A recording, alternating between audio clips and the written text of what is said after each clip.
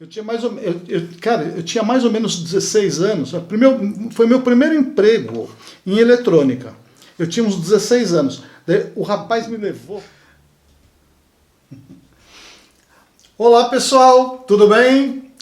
Como eu havia prometido para vocês, neste vídeo eu vou dar sequência àqueles vídeos, aquela série de vídeos que demonstram como é um laboratório de eletrônica, quais são os principais componentes utilizados no dia a dia de quem trabalha com eletrônica, das ferramentas, etc. e tal. É uma série relativamente longa e este aqui é o segundo vídeo da série. No primeiro a gente falou de alguns componentes eletrônicos, daqueles básicos, dos blocos básicos de construção, resistores, capacitores, diodos e transistores. E agora nós vamos falar de alguns outros componentes que também são a alma de um laboratório de eletrônica, dos equipamentos de eletrônica, do que são formados esses equipamentos, e como é interessante que você também tenha no seu gaveteiro. Nesse vídeo eu vou falar de como eu organizo esses componentes também, e vou dar uma dica de alguns tipos de gaveteiros, de caixinhas organizadoras para você guardar todos os seus componentes. É um vídeo muito legal que com certeza você vai gostar também. Então vamos lá pessoal, esse aqui é o segundo vídeo da série, vai ter mais vídeos por aí e vamos ver que componentes são esses importantes para a gente ter no nosso laboratório, no nosso gaveteiro, na nossa bancada de eletrônica. Vamos dar uma olhadinha?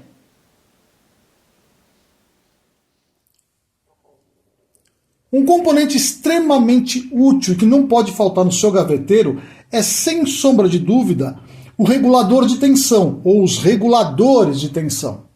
Assim como os componentes anteriores, também tem diversos tipos e modelos de reguladores de tensão. Mas alguns dos reguladores de tensão são tão populares e fáceis de usar que eu diria para você que é praticamente impossível viver sem eles. Entre esses reguladores estão os circuitos integrados da série 78XX, 79XX, LM317 e LM377, que são essas belezinhas que estão aqui na minha mão. Como o próprio nome diz, um regulador de tensão tem a função de regular a tensão de alimentação de um circuito, fazendo com que a tensão fornecida pela fonte permaneça super estável, sem flutuação. Essas flutuações poderiam alterar o funcionamento do dispositivo. Então, você utilizando os reguladores de tensão, você mantém a tensão extremamente fixa e estável.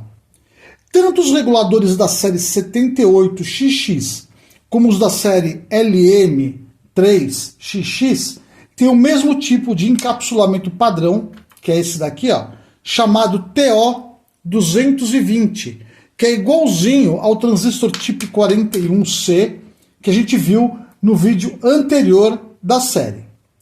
Nos esquemas, normalmente, os reguladores de tensão são representados desta forma aqui, ó, para os reguladores do tipo 78 e 79 e para os reguladores do tipo LM, 317, 327, etc. Esses reguladores aqui, da série 78XX, eles são reguladores fixos de tensão positiva. E existem diversos valores de tensão que eles podem regular com muita precisão. Essas letrinhas aqui, ó, X, indicam o valor da tensão de saída. E os mais comuns são os reguladores 7805, que a gente pode ver aqui, ó, 7805, 7806, 7809, 7812, 7815, 7824. Esses são os mais comuns, ou seja, eles podem regular tensão de 5 volts, 6 volts, 9 volts, 12 volts, 15 volts e 24 volts. Ou seja, um regulador 7805, por exemplo, tem a capacidade de fornecer 5 volts regulados na saída, enquanto que um 7812, por exemplo, fornece uma tensão de 12 volts na saída. Os reguladores da série 79, que são esses daqui, ó, eles são exatamente iguais aos da série 78, mas eles trabalham com tensão negativa. Ou seja, enquanto o regulador do tipo 7812 é capaz de fornecer 12 volts positivos, o regulador do tipo 7912 fornece 12 volts negativos superestabilizados. Enquanto os reguladores da série 78XX e 79XX produzem tensão fixa na saída, eles são reguladores fixos, os integrados da linha LM3XX, LM317, 377, 327, são muito mais versáteis, porque eles permitem ajustar a tensão desejada de saída. A diferença entre o LM317 e o LM337, que são muito parecidos com esses daqui, eles estão guardados em algum cantinho aqui, ó. Eu tenho aqui o LM317, por exemplo, é que eles permitem ajustar tensões positivas e negativas. O 317 permite ajustar a tensão positiva e o LM337 permite ajustar a tensão negativa. Tanto um como o outro permite um grande range de ajuste de tensão de saída, que vai desde 1.2 volt até 37 volts, positivos ou negativos, dependendo unicamente do tipo utilizado. Devido à grande versatilidade desses circuitos integrados aqui, eles são usados nas mais diversas aplicações, onde a gente precisa de tensão fixa ou ajustável. Aqui, por exemplo, eu utilizei esses mesmos reguladores, 7805, 7806, 789, 7812 e LM317, numa fonte que eu tinha feito há muito tempo atrás. Então eu conseguia tensões fixas de saída e tensões reguláveis utilizando esse tipo de circuito integrado. Esse tipo de circuito integrado ele pode ser usado de várias formas, para alimentação de circuito digital, fonte simétrica, fonte assimétrica, fonte de alimentação regulável, ou seja, variável, fonte de bancada, regulagem de tensão nas próprias placas de circuito impresso, ou até mesmo como gerador de corrente constante, com o LM317, que a gente já utilizou ele nessa função de corrente constante, naquela ponta Kelvin que a gente fez há um tempo atrás. Como esses circuitos integrados são muito utilizados, eu dou como sugestão de compra, para iniciar um laboratório, por exemplo, que você compre 10 unidades de cada tipo, do 7805, do 7809 e do 7812. E também 5 unidades do 7905, 7909 e 7912. Do LM317 e do LM327, eu acho que seria legal você ter 5 unidades de cada uma para começar. Eles são muito baratos, então você ter eles assim, ó, eu tenho saquinhos, tá vendo? Eu tenho vários saquinhos aqui com eles, porque eles são super utilizados. Então quando você vai comprar um regulador, compra 5, 6, 10 de cada um e fica ali durante um bom tempo para que você possa utilizar no seu laboratório. Eles são muito úteis e você não vai se arrepender de ter um gaveteiro cheio de reguladores de tensão 7800, 78XX, 79XX e LM317, 327, que são reguladores fantásticos. Pessoal, só para não haver dúvida, eu citei erroneamente o circuito integrado LM337. O certo é LM337. Eu citei como LM397, 318, 327. O regulador negativo ajustável é LM337. Que fique bem claro isso. Então, vamos continuar o vídeo. Meus amigos, falar de eletrônica sem mencionar os circuitos integrados é uma tarefa praticamente impossível. Eu diria que é impossível. Os circuitos integrados eles são a alma da eletrônica clássica ou da eletrônica moderna. E como o próprio nome diz, os circuitos integrados eles são componentes que contêm dentro do encapsulamento deles, circuitos inteiros, já montados, praticamente prontos para o uso. E é exatamente por isso que os circuitos integrados são tão populares. Como qualquer tipo de componente eletrônico, também existem zilhões de tipos e modelos de circuitos integrados, mas alguns deles se destacaram ao longo dos anos como os queridinhos dos projetos e dos laboratórios de eletrônica. Eu poderia citar como exemplo dezenas de tipos de circuitos integrados populares, mas existem dois tipos muito especiais que são o arroz de festa dos laboratórios. São os amplificadores operacionais e os temporizadores. Entre esses componentes queridinhos, o arroz de festa, o mais manjado de todos os circuitos integrados do universo, eu diria, é o famoso 555, que é esta belezinha que está aqui na minha mão, que eu tenho 2 exemplares dele. Ele é descrito nos datasheets como um temporizador altamente estável, controlado externamente por alguns resistores e capacitores. Um temporizador é um timer, né? Como a gente pode ver aqui. Um timer altamente estável.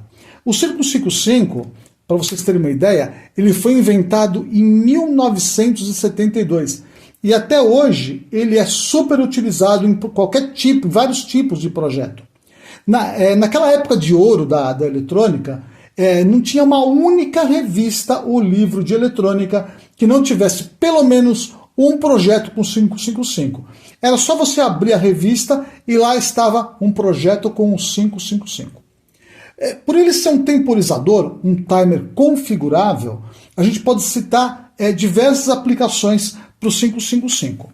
As aplicações mais comuns para o 555 são os moduladores, os osciladores, inversores de fase, inversores de frequência, alarmes, minuteiras, metrônomos, pisca-pisca, divisores de frequência que são muito comuns de serem feitos através do 555. O uso em música eletrônica é super utilizado em música eletrônica porque ele pode gerar onda quadrada, que é uma onda fundamental para quem trabalha com música eletrônica. E por ele gerar onda quadrada, ele também pode gerar sinais de PWM. Tem tanto uso para o 555 que é praticamente impossível você esgotar as utilidades dele. Aqui no nosso laboratório, nós também já usamos o 555 diversas vezes aqui no canal, onde eu apresentei diversos vídeos utilizando ele. Quem não lembra, por exemplo, do pulsador de bico injetor e bobinas de ignição, onde nós usamos o 555, que está aqui dentro, olha que bonitinho. Nós usamos o 555 como gerador de pulso. Quem não lembra, por exemplo, da nossa tomada temporizada, que eu uso até hoje aqui no nosso laboratório. São aplicações fantásticas. E por que não dizer do mais recente que eu publiquei aqui no vídeo, que é o nosso simulador de som da lambda. Olha o 555 aqui, ó, usado juntamente com o regulador de tensão. O 555 ele é um dos integrados mais usados no mundo para diversos tipos de projeto. Então ter ele no gaveteiro, ele é fundamental. Como sugestão de compra, porque ele é muito barato, eu recomendo que você compre pelo menos 10 unidades dele para começar a brincadeira. Você comprando 10, pelo menos 10 pecinhas dessas aqui, que também são super baratinho, você não vai correr o risco de ficar sem o famoso temporizador 555 na sua bancada. Não. Outro tipo de circuito integrado muito utilizado nos laboratórios de eletrônica é o chamado amplificador operacional. Da mesma forma que o 555, os amplificadores operacionais também têm lugar de destaque no laboratório. É impossível você ter um laboratório de eletrônica onde não tenha um amplificador operacional. Esse tipo de circuito integrado foi criado ainda no tempo das válvulas. E desde aquela época eles nunca mais pararam de ser desenvolvidos. E quase todo equipamento moderno, de qualquer natureza, tem algum tipo de amplificador operacional dentro deles. Com os amplificadores operacionais, também chamados de op-amp, ou op-amp, ou amp-op, cada um chama de um jeito os amplificadores operacionais, a gente pode criar diversos tipos de circuitos. Aqui eu listei alguns que são os mais comuns. A gente pode fazer amplificadores DC, amplificadores de erro, né?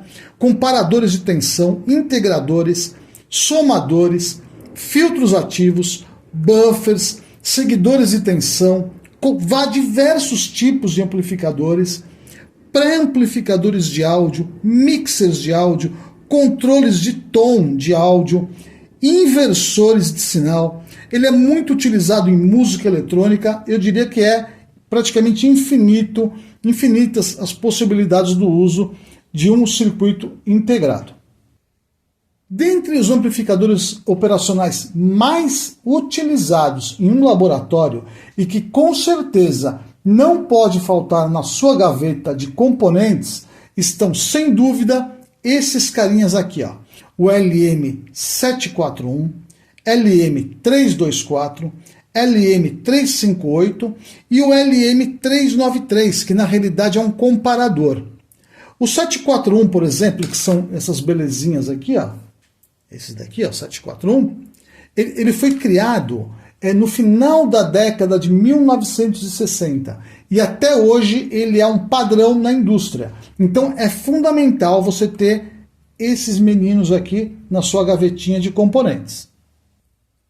Embora seja muito comum construir circuitos comparadores utilizando os amplificadores operacionais, algumas vezes é preferível usar componentes específicos para essa finalidade. E quando se trata de comparador, um circuito integrado muito utilizado é o LM393, que nós já usamos aqui no canal algumas vezes, entre eles na construção também do pulsador de bico injetor, que já foi publicado o vídeo aqui no canal. Esses integrados eles são muito utilizados.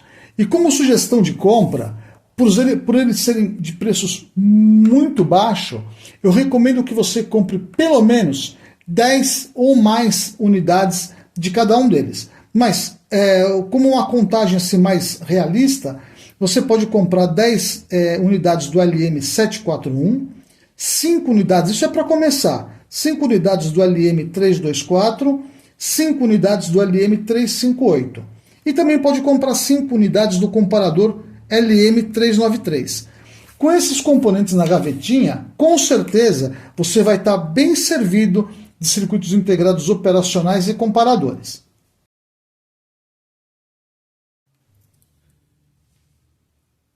Até agora nós falamos dos componentes que são a base para se montar os circuitos eletrônicos.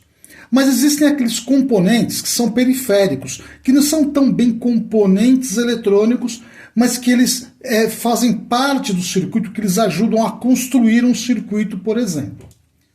Entre esses componentes, nós podemos dizer que existem aqueles componentes mecânicos, como por exemplo, parafusos, buchas e micas isolantes. O que é isso aqui, Rogério? O que são parafusos, buchas e micas isolantes? E porquinhas também. Na realidade, os parafusos e as micas isolantes formam o conjunto dos transistores ou dos reguladores de tensão, que você não é obrigado a tê-los. Mas caso você for fixar mais de um componente no dissipador de calor, é fundamental tê-los, porque senão você vai colocar em curto os componentes entre si. A mica isolante é essa mica que vem bonitinha aqui, parece um plástico, tá vendo? Mas é uma mica, é a mesma coisa que tem dentro dos ferros de passar roupa, né? É uma mica isolante, uma buchinha de plástico, que eu acho que é possível ver aqui essa buchinha de plástico, um parafusinho e a porca, que na realidade quando você transpassa todo esse conjunto num dissipador de calor, deixa eu ver se eu consigo passar ele aqui.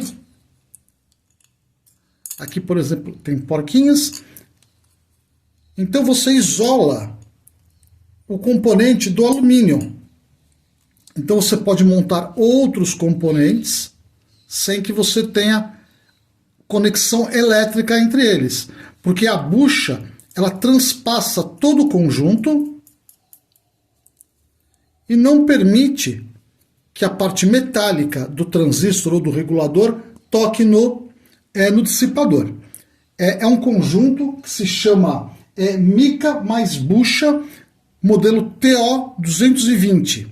Esse tipo de componente, que é mecânico na realidade, ele vende em forma de kit. Você pode comprar assim. O vendedor geralmente vende tipo 20 ou 50 pecinhas, que vem num saquinho, que você monta no seu componente. Eles também são baratos. Você pode comprar um conjunto de 20, por exemplo, se você não quiser gastar muito. Depois eu vou deixar aqui embaixo na descrição do vídeo as características desse material aqui. Ele é muito importante que você tenha, mesmo que você não for usar imediatamente, é importante que você tenha, porque você consegue fazer o isolamento entre o transistor ou o regulador e a carcaça de dissipação de alumínio. Um outro componente que é muito, muito, muito importante sem dúvida nenhuma, esse já é um componente mesmo, são os relés. São relés comuns. Esses relézinhos aqui, eles servem para uma infinidade de coisas. Aliás, falar para que serve um relé seria até chover no molhado. Esse relézinho aqui é relézinho de 12 volts, mas eu aconselho você a adquirir relézinhos de 5 volts, perdão, que são relézinhos muito utilizados em automação. Você pode utilizar eles com Arduino, em montagens normais. Eu já usei esses relézinhos em várias oportunidades aqui no canal, inclusive no nosso simulador automotivo, a gente usa bastante desses relés aqui. Então eu vou deixar aqui na descrição do vídeo também, na lista de materiais, para você comprar pelo menos 5 unidades de 5 volts e mais 5 unidades de 12 volts, que é para experiência. Então os relés, eu acho que são componentes muito importantes para você ter no seu gaveteiro. Outro conjunto de componentes muito importantes é, sem dúvida nenhuma, os fusíveis. Fusíveis de vidro. Fusíveis de vidro tem do tipo grande ou pequeno. Você pode comprar uma infinidade desses componentes aqui e deixar em uma caixinha, porque você sempre pode precisar comprar fusíveis. Esses aqui, no caso, são fusíveis de 6 amperes, mas eu recomendo que você compre fusíveis de 1 ampere, 2 amperes, 3 amperes, 4 amperes, 6 amperes, mais ou menos uns 20 de cada um. Também é baratinho. Se você procurar nas lojas de eletrônica, é possível que você compre kits desses fusíveis aqui. Você pode comprar do tipo pequeno, esse aqui é do tipo pequeno, mas você também pode comprar fusíveis de vidro grande. São fusíveis importantíssimos de você ter na bancada, no gaveteiro, porque eles fazem parte da segurança de equipamento. É comum você queimar um fusível.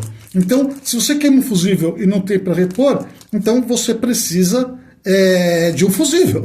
E se você não tiver, você não pode colocar um fio, pura e simplesmente colocar um fio ali e achar que você vai resolver o problema. Outra coisa muito importante que você tem que ter, não especificamente no seu gaveteiro, mas no seu laboratório, são fios. Fios vermelho e preto, preferencialmente, que são fios para poder ligar a alimentação do seu equipamento. Se você não tiver fio, você vai ter grandes problemas. Não adianta você ficar pegando fio de sucata para poder fazer alguns tipos de ligação, porque você só vai fazer gambiarra.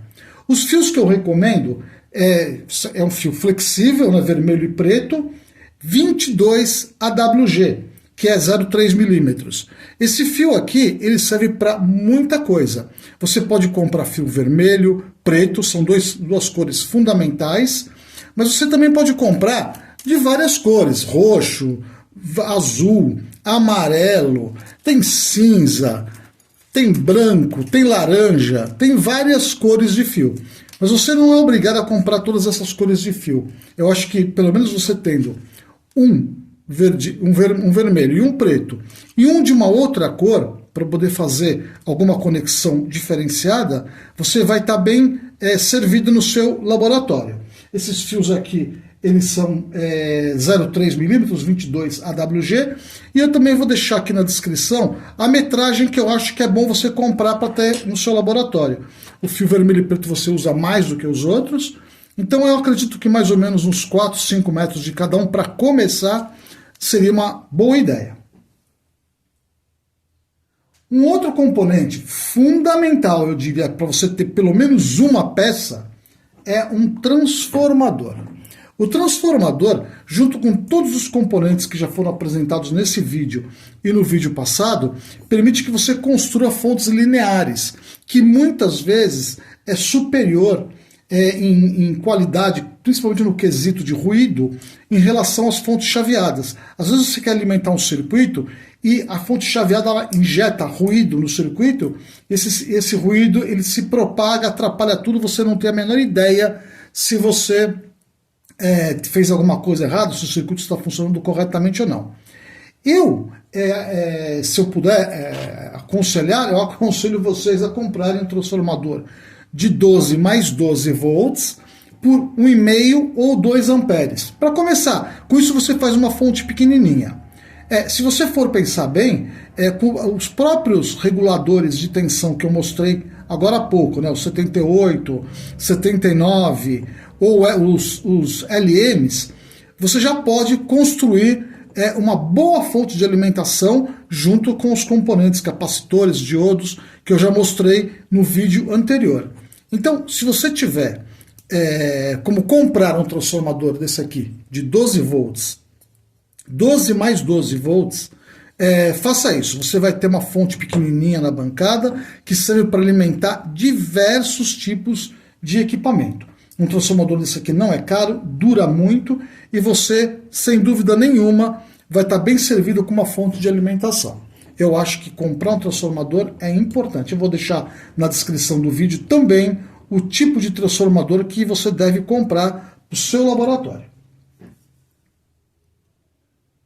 Outras pecinhas muito interessantes para se ter no nosso laboratório são os soquetinhos. Olha, esses soquetinhos aqui, que se chamam DIP, Dual Inline Package, que é para poder encaixar o circuito integrado, você monta o aparelho, ou no caso de uma reposição de algum dispositivo que você está consertando, você, ao invés de você soldar o circuito integrado diretamente na placa, você usa esses soquetinhos aqui. Daí você coloca o soquetinho, daí você monta o circuito integrado em cima dele e vai ficar uma coisa muito mais organizada, mais limpa, de modo que se der um problema você tira, pode colocar outro e assim por diante. Existem vários modelos desses daqui.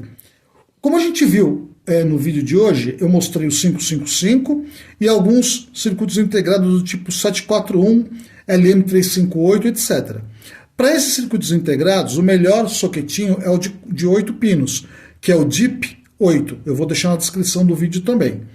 E alguns circuitos integrados têm 14 pinos e outros têm 16 pinos. Então você deve comprar soquetinhos de 8 pinos, de 14 pinos e 16 pinos, a menos que você tenha circuitos integrados com outras pinagens, né? Esses daqui também são baratinhos, você pode comprar um saquinho de cada tipo. Eu vou deixar embaixo na descrição do vídeo também o tipo de soquete para o circuito integrado. Não deixe de comprar soquetinhos para os seus circuitos integrados antes de você acabar queimando eles, estragando toda a pinagem deles. Vou deixar aqui, isso é muito legal de ter na nossa bancada. Outra coisa que é interessante ter nos gaveteiros são chavinhas de interruptores. Essas chavinhas, elas são muito legais, elas têm duas posições. No caso dessa daqui é um contato reversível, né? Cada um conta de um jeito esses contatos. É uma chavinha reversora de 3 amperes, duas posições. É muito legal, é baratinho. Isso aqui, se você comprar, por exemplo, no AliExpress, você compra de monte isso daqui. Aproveita que os impostos ainda não foram taxados, né? Os componentes ainda não estão sendo taxados em excesso, e pode comprar essas chavinhas aqui. Existe esse modelo de chavinha aqui no mercado nacional, que ela tem o nome de MTS 102, que é essa chavinha aqui. E existe também esse mesmo modelo, que é a chavinha HH, que ela é dupla, né? São 3 contatos aqui embaixo e 3 do lado, que ela serve para você fazer ligação de vários dispositivos ao mesmo tempo. Você pode trabalhar de forma isolada os dois lados da chave, ou fazer reversão de tensão, que ele é muito usado para isso. Essa chavinha, que é a MTS 202, é chamada também de chavinha HH. Essas chavinhas são muito boas. Eu acho que se você comprar uma 6 dessa e uma 6 do tipo HH, você também vai ter um gaveteiro bem organizadinho, cheio de chavinhas que você vai poder utilizar nas suas montagens. Chavinhas HH, eu vou deixar na descrição do vídeo também a quantidade de material para você poder comprar. Uma outra pecinha para finalizar essa sessão de peças básicas de eletrônica é uma muito legal que se chama buzzer. O buzzer, cara, é muito legal. É um tipo um apito. Ele tem de 5 volts e 12 volts. Esse daqui eu não sei de quantos volts são, eu acho que deve ser de 5 volts, acredito eu. Ele tem uma grande vantagem de você ter o buzzer, porque você poupa componentes para poder fazer um dispositivo de alerta sonoro. Porque basta você alimentar o buzzer e ele já faz barulho. Ó. E é alto, viu? Não sei como é que está na gravação, mas ele é bem alto. Ele serve para poder indicar algum tipo de alarme, algum alerta. Então, compre buzzers de 5 volts e buzzers de 12 volts. Compre uns 5 de cada um também. Obviamente que você não é obrigado a comprar essa quantidade de buzzers, nem essas quantidades que eu sugiro que você compre. Mas é uma coisa que, se você vai aproveitar o frete, então eu acredito que é interessante você comprar sempre em quantidades maiores. O buzzer é barulhento e você pode comprar sem susto, que você vai sempre utilizar um buzzer. Eu utilizei recentemente aqui no nosso laboratório, na montagem da nossa tomada temporizada. Sempre que ela apita, né, sempre que ela desliga automaticamente, o buzzer dispara. Esse circuito está aqui no nosso canal e você pode acompanhar a montagem que eu utilizei o buzzerzinho de alerta.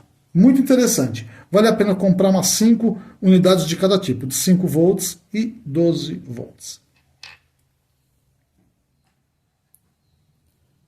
Até agora a gente falou sobre os componentes eletrônicos mais importantes, as peças-chaves de um laboratório de eletrônica. Nesse segmento só vou falar algumas palavras sobre como organizar esses componentes. Porque à medida que você vai mexendo com eletrônica, vai se desenvolvendo, vai fuçando cada vez mais, vai aprendendo cada vez mais, vai chegar uma hora que você não tem espaço para guardar tudo. Então você precisa de uma forma para organizar, os seus componentes. Eu sempre utilizei caixinhas, esse tipo de caixinha aqui, ó, que o pessoal vende em loja de plástico, em loja de armarinho, eles vendem como caixa de pescaria, né? Aqui nesse caso eu utilizo para guardar capacitores, resistores, onde eu faço todas as divisões. Depois a gente pode até falar sobre o método que eu uso para poder guardar o meu material. Então essas caixinhas aqui, elas são muito legais. Essas caixinhas, elas, para quem tem pouco espaço, você consegue guardar dentro de um gavetão, por exemplo, um monte de componentes sem que eles se misturem. Eu acho fantástico. Aqui, por exemplo, eu também guardo meus adaptadores. Em todas elas eu marco aqui na lateral o que é que tem, dentro, né? Aqui no caso resistores de tanto a tanto de valor, aqui outros resistores, aqui também tem resistores. Eu tenho outras caixas com diodos, transistores, eu tenho alguns tipos de gaveteiros também. Mas se você está começando agora, eu acho que esse tipo de caixinha resolve bastante o seu problema. Um outro tipo de dispositivo, digamos assim, para você poder organizar o seu material, são esses organizadores aqui. Eles são muito legais. É tipo um gaveteirinho, tá vendo? Ó? Vem 16 caixinhas em cada um deles. Eles são chamados organizadores 7001. Eu comprei um monte recentemente, que eu estou fazendo uma mudança aqui no laboratório. Então eu comprei um monte desses gaveteirinhos. Eu comprei 2, 4, 6, 8 gaveteirinhos, mas acho que eu vou precisar de mais 20 gaveteirinhos para poder fazer o que eu quero aqui. eu quero substituir essas caixinhas aqui, a maior parte delas, algumas ainda vão continuar, porque eu tenho muitas peças, eu queria organizar isso num painel. Esses gaveteirinhos, eles têm uma vantagem bem grande, ó. Tá vendo que as caixinhas, elas têm um tamanho relativamente bom, não é gigantesco, mas é um tamanho relativamente bom, e elas são bem levinhas também. Então você consegue montar um painel encaixando uma do lado da outra, já que elas têm trilhos aqui do lado, ó, onde você consegue adaptar um gaveteiro no outro. Então aqui no caso, como eu tenho 8 dessas daqui, eu tenho um painel já pré-montado. A minha ideia é montar um painel maior com esse tipo de gaveteiro para deixar organizado, mais organizado a quantidade de peças que eu tenho. Mas para quem está começando, então eu acho que esses gaveteirinhos são muito bons, principalmente se você tem poucas peças. Com 2 gaveteirinhos desse aqui você resolve bastante coisa. Mas à medida que vai aumentando, eu acho que você ter esses organizadores aqui pode ser uma boa ideia também. Então é isso, pessoal. Fica essa dica para vocês organizarem os componentes, de modo que seja fácil para você poder encontrar a peça que você quer sem ter que ficar revirando todas as gavetas. É isso aí, pessoal. Chegamos então ao final desta segunda parte da série dos componentes eletrônicos de um laboratório, dos principais equipamentos que são usados no laboratório, onde eu apresentei os amplificadores operacionais, apresentei o timer 555 fantástico e apresentei também uma série de peças aqui na bancada, os reguladores de tensão 7805, 7809, esses reguladores que são super utilizados na bancada. E também demonstrei aqui diversos componentes periféricos, como os relés, transformadores, chavinhas, micas isolantes, fusíveis, etc. É lógico, existem bilhões, eu diria zilhões, de componentes eletrônicos, alguns muito redundantes, tipo igual, né? Vários componentes iguais que fazem a mesma coisa. Mas isso faz parte do próprio ramo da eletrônica. Então eu espero que vocês tenham gostado desse vídeo, que vocês possam também ter ideias de como comprar esses componentes, de quais são os componentes mais importantes. Eu também mostrei nesse vídeo a forma como eu, particularmente, organizo os meus componentes. Eu tenho muito componente eletrônico, eu tenho muita peça, tem peças grandes, médias e pequenas. Mas para os componentes menores eu utilizo essas caixinhas de pesca, gaveteirinhos, e agora eu vou trocar por alguns desse tipo aqui, como eu falei no vídeo. É a forma como eu organizo eles desde que eu sou pequeno, e eu tenho gaveteiro, eu tenho caixinha aqui, que eu tenho desde que eu sou menino mesmo. Esse aqui, por exemplo, eu acho que eu comprei faz uns 40 anos. ele é muito bom.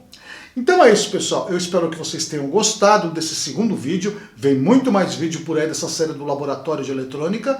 Eu espero que vocês tenham gostado. Se vocês gostaram desse vídeo, vocês, por favor, deixem o like. Aliás, as pessoas pensam que é brincadeira isso. Mas deixar o like aqui embaixo do vídeo, ele fortalece muito o canal. Então, o canal fortalecendo, a gente tem mais usuários no canal. Quanto mais usuários no canal, mais legal para a gente poder fazer o vídeo para falar para mais gente interessada no assunto. Eu peço também que se você ainda não é inscrito no canal, se inscreva no canal porque é grátis, você não paga um único centavo para ter tantas informações como são passadas. Você se inscreve no canal com a vantagem de que, aliás, você se inscreve no canal, pressiona o botãozinho do sininho que tem ali junto. Por que isso? Porque quando a gente tem um novo vídeo no ar, o próprio YouTube manda uma mensagem para você dizendo, olha, o canal do Rogério Leite tem um vídeo novo. Então é isso, pessoal. Ah, sim, uma coisa muito importante. Se você quiser colaborar com o nosso canal, de alguma forma colaborar financeiramente com o nosso canal, é muito fácil. Aqui embaixo do vídeo, na descrição do vídeo, próximo à descrição do vídeo, tem um botãozinho chamado escrito Seja Membro.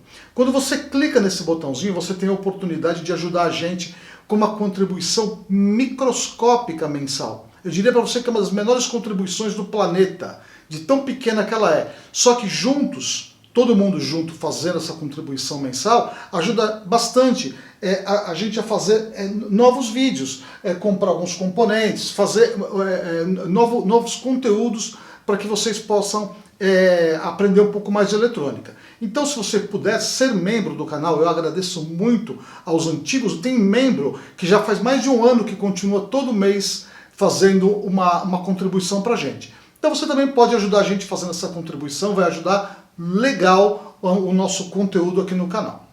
Então é isso, pessoal. Eu espero que vocês tenham gostado e até o próximo vídeo. No próximo vídeo dessa série, que pode não ser o próximo vídeo da sequência, eu vou falar também das principais ferramentas usadas no laboratório, alguns acessórios que são super usados, que se você quiser comprar vai ajudar bastante o seu trabalho no seu dia a dia de eletrônica. Então é isso aí, pessoal. Até mais e fiquem com Deus. Se assim Deus nos permitir, estaremos aqui de novo no próximo vídeo. Muito obrigado. Não sei o que eu tava... Pra te falar a verdade, eu não tenho a menor ideia de porque que eu falei LM327, 397, LM337, tá aqui, ó, LM337, fácil. Eu tinha mais ou menos, cara, eu tinha mais ou menos 16 anos, foi meu primeiro emprego em eletrônica. Eu tinha uns 16 anos. Daí, o rapaz me levou, eu acho que era o dono da empresa, não lembro bem, ele me levou para instalar uma antena para ligar esse receptor aqui. Naquela época era comum esse tipo de receptor. Daí eu subi lá no prédio, lá com ele, para colocar a antena lá em cima, num lugar completamente inseguro. Eu morrendo de medo, colocamos a antena lá, eu olhava para baixo, eu via aqueles carrinhos lá embaixo. Daí acabou o dia, acabou o expediente, eu estava em trauma, primeiro dia de trabalho. Ele falou para mim, então amanhã aqui de novo, hein? Falei, tá bom, amanhã eu tô aqui de novo.